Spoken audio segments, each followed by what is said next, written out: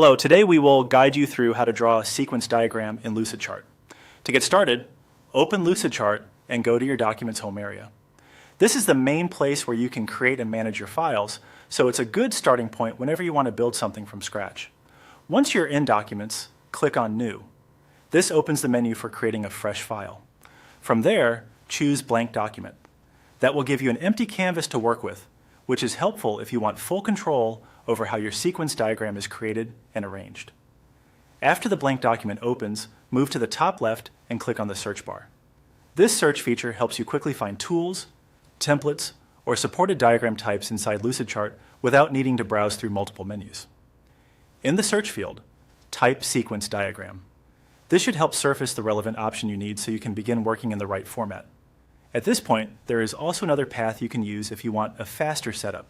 Instead of building everything manually through search, you can use AI. Lucidchart includes an AI option that can help generate a starting point for your diagram, which can save time and make the process easier, especially if you already know the kind of interaction flow you want to represent. To do that, click on AI at the top left. This opens the AI-assisted creation tools. From there, generate a sample prompt. A sample prompt can give you a useful structure to begin with, and it may also help you understand how to describe your sequence diagram clearly so the tool can produce a better result. If needed, you can use that sample as a model for your own prompt.